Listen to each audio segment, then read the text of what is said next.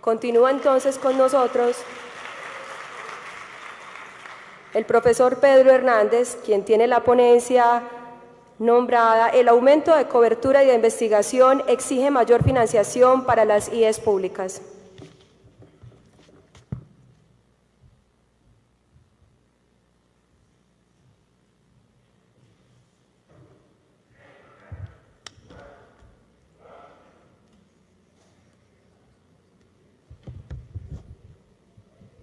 Muy buenos días a todas y todos.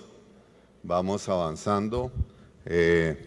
Felicitaciones y doy las gracias por la invitación, por la iniciativa de los profesores de la Universidad de Antioquia de organizar este evento como un medio para catalizar y también para darnos energía a las universidades, a los profesores que estamos en asamblea permanente. ¿Y en asamblea permanente para qué? Para conseguir, como lo dijo Mario, que se eche atrás lo regresivo que hay en las reformas tributarias que se han realizado en los últimos 6 años, que basan captar mayores recursos públicos gravando más y más la renta de los trabajadores y haciendo exenciones a las rentas de los dueños del capital. ¿Por qué más estamos? Porque necesitamos mayores recursos para garantizar el derecho de la educación y el buen financiamiento. Esta ponencia resume cuáles son las reales causas de la desfinanciación de las universidades públicas. No es el artículo 86 como tal, porque fue un artículo que peleamos los profesores y que no dice que nos tienen que dar el IPC, sino más del IPC, y que lo hemos logrado muchos años. Si ustedes fijan cuánto creció el presupuesto de las universidades públicas del 16 al 17, del 17 al 18, estuvo 6 y 7 puntos por encima del IPC. Y no hay techo. Y fijarnos un techo como le pasó al Sistema General de Participación, que inicialmente estaba atado al Producto Interno Bruto, al crecimiento, y después convencieron a la opinión pública que garantizar un crecimiento de 4 puntos por encima del IPC eran suficientes recursos. Esa no es la solución. Por eso en ASPU no hemos estado muy de acuerdo con las propuestas que ambienta el gobierno y que ambientan los rectores de subir 1,75 y llegar a 2,4 o de subir de 4 puntos. Nosotros hicimos una vieja propuesta antes del 2011 que necesitamos una progresividad de la base que primero empezara por 6 puntos por encima del IPC asegurados, 9 y 12 y se mantuviera en 12 durante casi una década. Y creo que nos están dando la razón. Por eso es que esta asamblea tiene que llegar a esos 2 grandes objetivos. Y los cálculos que nosotros hemos hecho es basados en el aumento de cobertura, en el faltante de aumentar cobertura y en la formalización de 30,000 profesoras y profesores de las universidades públicas. Entonces, ese es el detonante de la desfinanciación y no podemos criticarlo porque es una obligación de nosotros, que más jóvenes colombianos entren a la universidad y así cumplir progresivamente con el derecho a la educación superior. Y las universidades públicas han crecido en este momento más del 150% de aumento en cobertura, sumado pregrado y posgrado. Y eso no lo podíamos atender con el mismo número de profesores que traíamos de la década del 90. Entonces eso aumentó los costos salariales, pero lo malo es que no aumentó en profesores de planta. Había que atender a estudiantes, había que aumentar el número de profesores. Si los aumentamos a través de formas de contratación precarizadas en el tema de ocasionales y catedráticos. Siguiendo a la siguiente diapositiva, adicional a eso, las universidades han hecho un gran esfuerzo y hay cosas que ya mostró, entonces lo podemos pasar. Mire cómo aumentó la cobertura en programas, tanto de pregrado como de posgrado. Ya lo mostró Leopoldo, seguimos en la siguiente. Para eso se necesitan profesores. Y lo que también mostró, y en vez de crecer ostensiblemente la financiación que lo permitía el artículo 86, lo que hicimos, lo que la propuesta del gobierno, su política pública fue tratar de contener el gasto, limitando los ingresos. Y Hacienda salió con la teoría de que solo debe dar el IPC, que eso es lo que lo obliga el 86 y eso no es lo que obliga el 86. Lo que obliga el 86 es que cada año debe crecer en pesos constantes el presupuesto de las universidades públicas. Y los universitarios cometimos un error, especialmente los directivos, en maximizar el recurso. De tal forma que aumentamos la cobertura con un crecimiento muy leve. El crecimiento del presupuesto no ha sido superior, mirado por décadas, al 12% anual. No es que no haya crecido, pero la cobertura creció más de 10 veces eso, y entonces lo que hicimos fue decaer en la realidad, en lo que recibimos de aporte por estudiante año en cada una de las instituciones de educación. Seguimos. Aquí está todo lo que hemos hecho, resumido.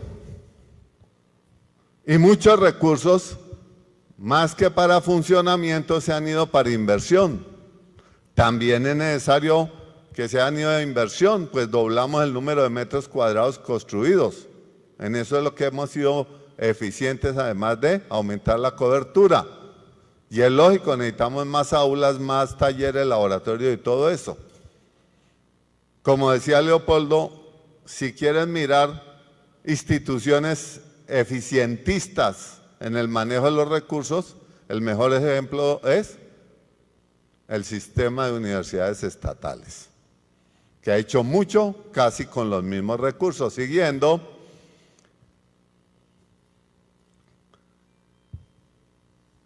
como los ingresos de la nación no crecieron al ritmo que creció la cobertura, pues las universidades, además de precarizar a la mayoría del profesorado, lo que hicieron fue empezar a mirar, y la política oficial, acuérdense del documento de Gómez, en el año 92, de apertura educativa, lo que dice es que tiene que aumentar los recursos propios. Que la autonomía significa, según Hacienda, que debemos de ser plenamente autónomos, o sea que no debemos depender del Estado.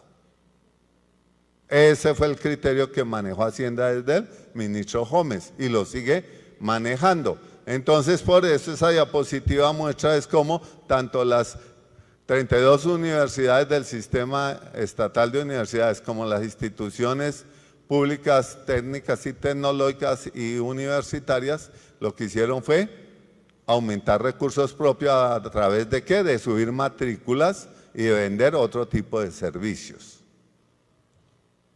Y muchas cometieron el error, y también esto se ha prestado para un mundo de negociados. O es que se nos olvida que el rector estrella del expresidente innombrable se robó 60.000 millones de pesos, que lo denunció oportunamente ASPU, y lo dejaron ir del país con los 60.000 millones de la Universidad de Pamplona. Porque en las universidades, y otro de los temas que debemos de manejar en este gran movimiento nacional, que estoy de acuerdo, debe trascenderlo del profesorado a ser universitario y de lo universitario a ser un movimiento social, es para que se detenga la corrupción. Porque no solo hemos de buscar una reforma tributaria progresiva que elimine ilusiones y exenciones, sino que tenemos que combatir la corrupción aún mismo al interior de las universidades. Entonces, en la siguiente diapositiva, pues vemos este gráfico último del SUE de cómo los aportes para la educación superior que vienen del Estado sí han crecido, pero no ha crecido en la misma forma los aportes para las 32 universidades estatales que están en el azul oscuro. ¿Sí? Y miremos eso visto en la curva amarilla como aportes a las universidades sobre el gasto público, que ya lo mostró Leopoldo en otro tipo de gráficas, como ha decrecido el peso de presupuesto para las universidades públicas respecto al peso cada año del global de presupuesto nacional. Eso es lo que muestra la amarilla. Siguiendo, entonces, ya Leopoldo explicó, nosotros por fin coincidimos con el SUE porque nosotros no aceptamos si pierde uno rigor académico si decimos que la universidad tiene un déficit de 15 billones de pesos, porque esto ya tendría que estar cerrado. Y por normas debería estar cerrado si tuviésemos ese déficit, porque no sería manejable. Tenemos necesidades por más de 15 billones, pero tenemos una necesidad urgente, inmediata, que es tener 1,5 billones de pesos. Y este movimiento lo que debe perseguir es eso, porque esa plata está allá, pero no la dirigen para satisfacer esta necesidad de las 32 universidades públicas y de las 28 instituciones de educación superior públicas que no son entes universitarios autónomos. La siguiente. Como el problema es de plata, a pesar de las críticas, y para que quitarnos de encima el San Benito, que no hay plata, que de dónde sacamos plata, pues nos dimos a la tarea de conseguir recursos estatales. ¿Dónde? En los escenarios donde se ha discutido reformas tributarias. Y nosotros pasamos varias propuestas de recursos para las universidades. Una, la del CRE. Dos, en el 2012 también pasamos otras más importantes que casi se aprueban. Se abrieron inicialmente más espacio que este, que hoy son realidad, como era ponerle impuesto a todas las cooperativas, fondos y otras figuras de economía solidaria, que es una forma de evadir impuestos. Y esa se ahogó en el 2012, pero la del CRE no. La de empezar a ponerles impuestos se abrió ahorita en el 2016 y debemos de seguir por ahí. Y entonces, al coronar esto, hasta el 2014, las universidades recibieron los recursos del CRE, que se usó mucho para inversión, casi en su totalidad, para aumentar esos metros cuadrados construidos, y después nos metió un mico. El SUE se dejó meter un mico que nos daban el 50% más, pero en la redacción dijo que se podía usar para las instituciones de educación superior públicas y o para financiar financiamiento público para la educación superior a través del ICETES. Y entonces se fue todo el CRE, que es la curva roja, para Pilo Paga.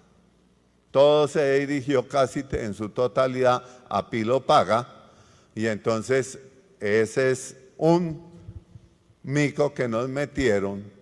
Pero la experiencia que quiero hacer de notar es que recursos se pueden conseguir, se han conseguido,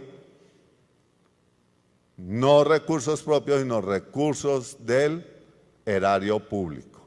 Y tenemos que lograr más recursos, tanto del presupuesto nacional como del presupuestos territoriales. La siguiente, por favor.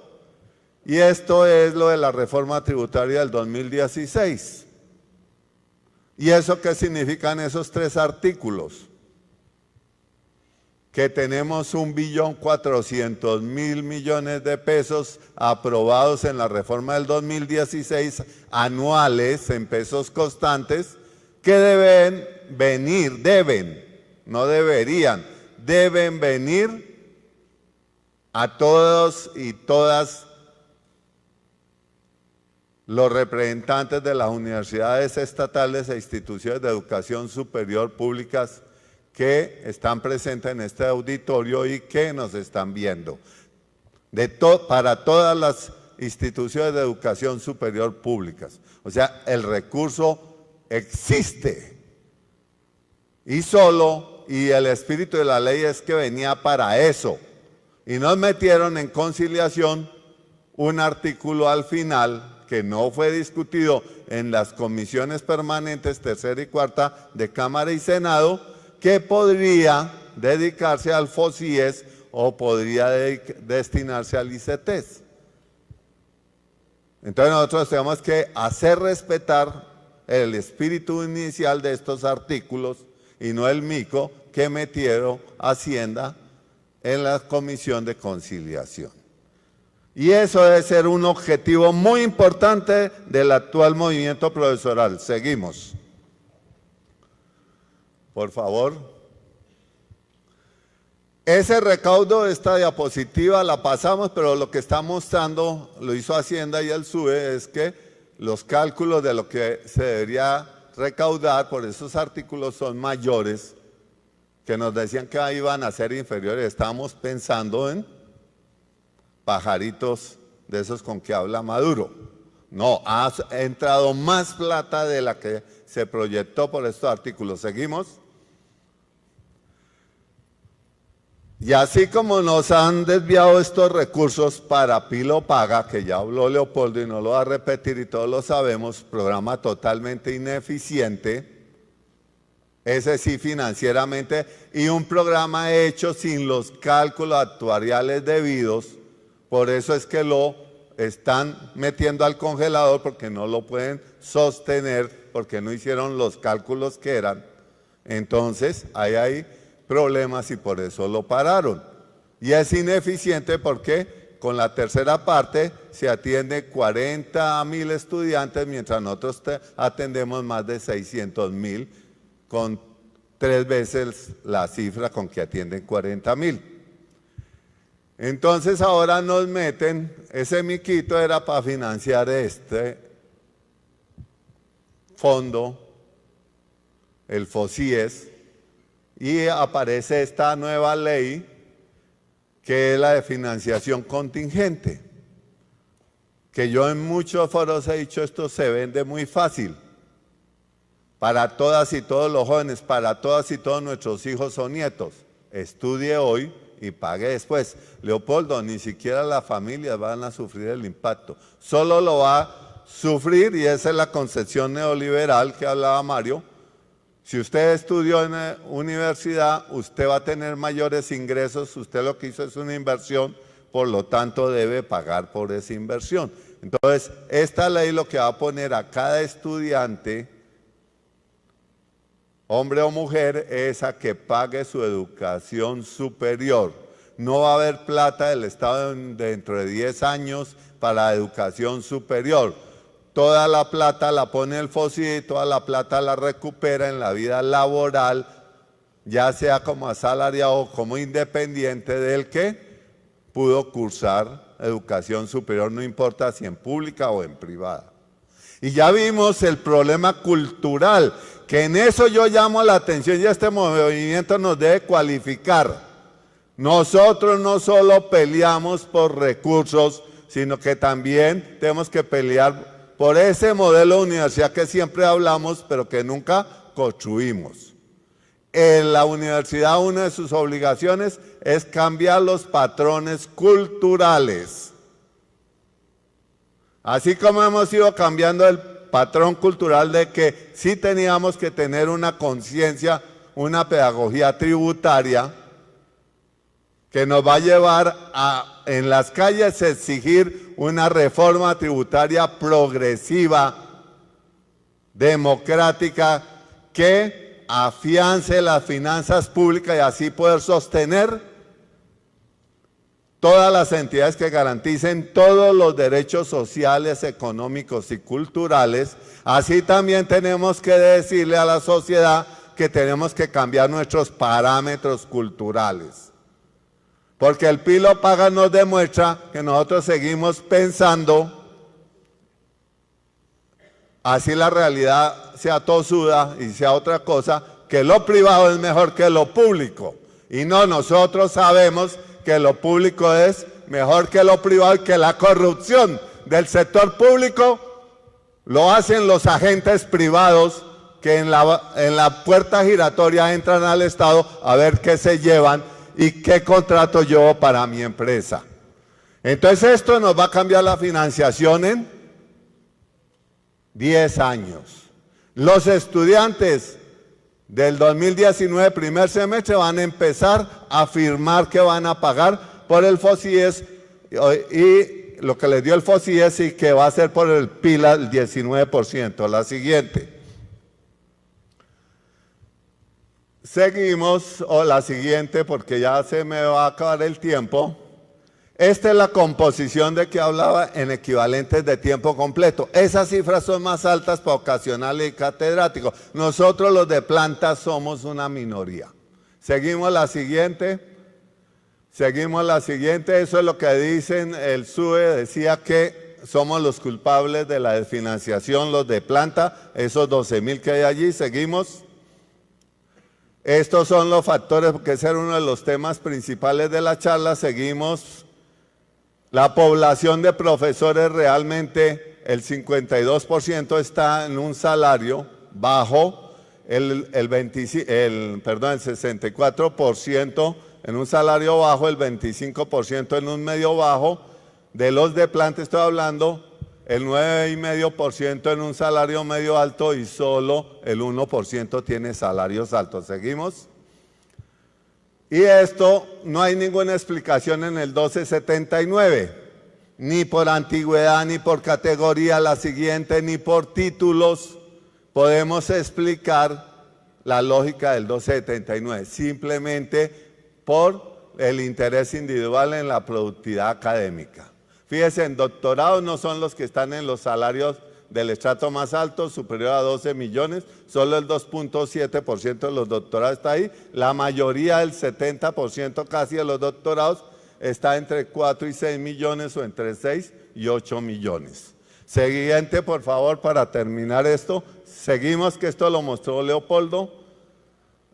Esto es la evolución, el incremento en puntos de los profesores.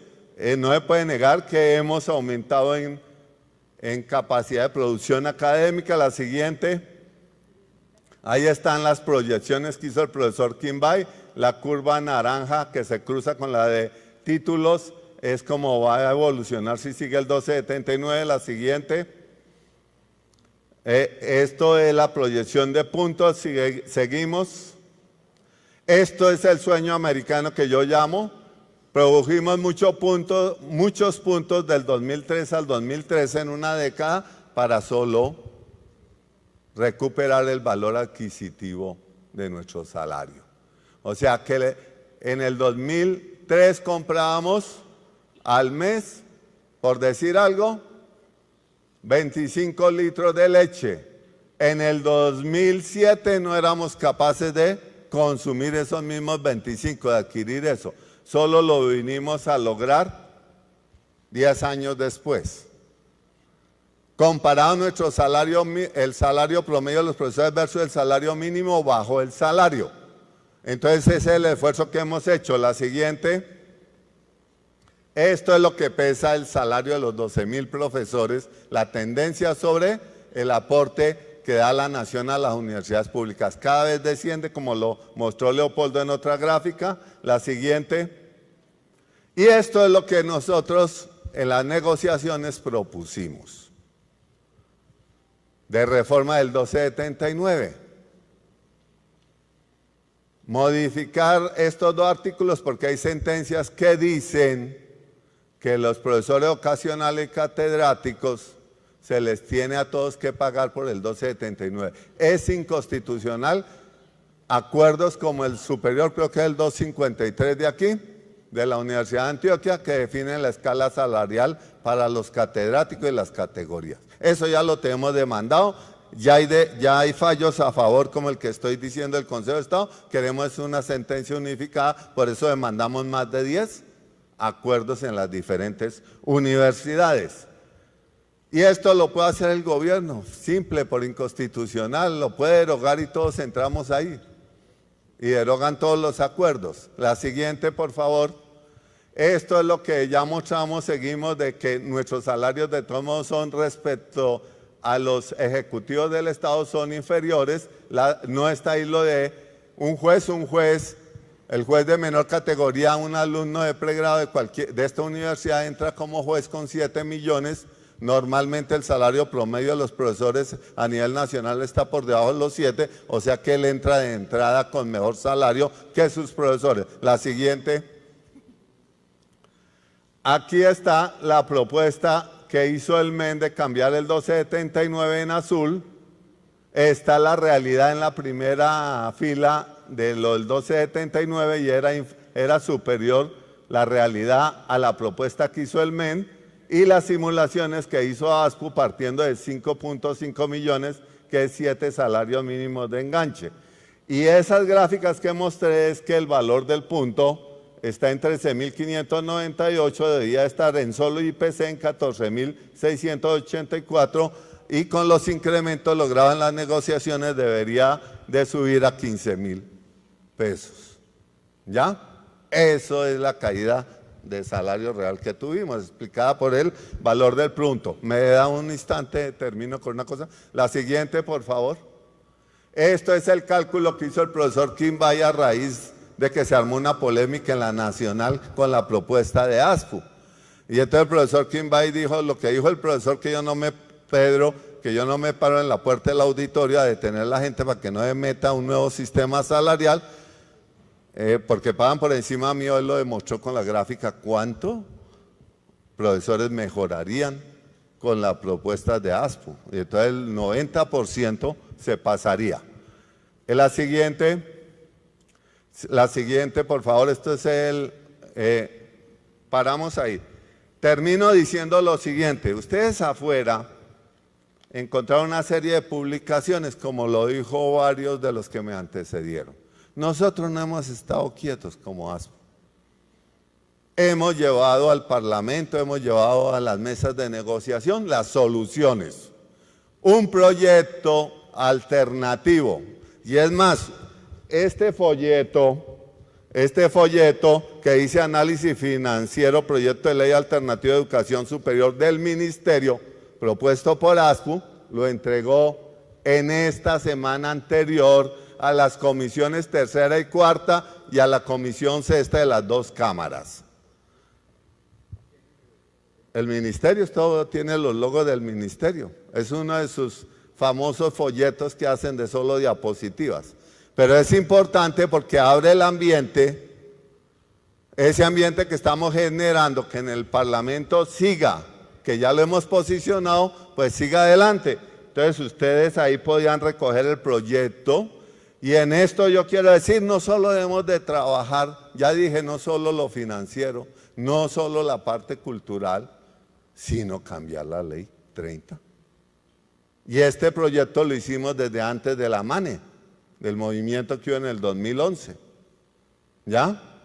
Y nosotros no vamos a estar de acuerdo con que sube el 2.4, como dice el COMPES, ni vamos a estar de acuerdo con solo 4 puntos de mejora del artículo 86. Aquí nos tienen que dar la plata y hay formas. Ya aquí lo dijeron expositores anteriores como Mario, si miramos la política fiscal, aquí hay mucha ilusión, hay que contener la evasión, ¿sí?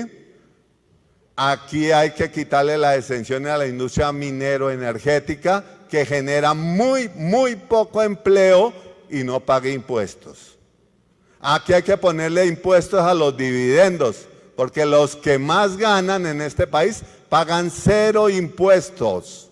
Mientras que los trabajadores somos los que estamos y la clase media como los profesores somos los que estamos atendiendo los gastos del Estado. Aquí hay que bajarle de pronto unos puntos a la industria que genera empleo en la práctica, ¿sí? Y aquí hay que tener una banca de fomento, que el sector más importante es promover más y más industrialización, ¿ya? Eso, todas esas cosas debemos de buscar en este movimiento, que no solo, y aquí se me olvidó porque esta no era la presentación, la había dicho por el afán, termino con lo de, en este tema de caída de ingresos con la reforma tributaria, que ya lo nombraron aquí, casi el 1000% aumentó el impuesto de rentas de trabajo para los profesores. Tenemos que destinar 2 salarios de los 15.5 para Pedro. pagar impuestos. Ya con esto termino, ¿sí? Y entonces una caída para los profesores universitarios en sus ingresos anuales. ¿Tenemos o no causales de la inconformidad? Sí, viva la Asamblea Permanente de las y los profesores universitarios. Viva la Asamblea Permanente de todos los miembros de la comunidad de las universidades públicas colombianas, que vamos a pelear por una reforma tributaria progresiva, que vamos a pelear porque se garanticen todos los derechos económicos, sociales y culturales de la población colombiana. Gracias.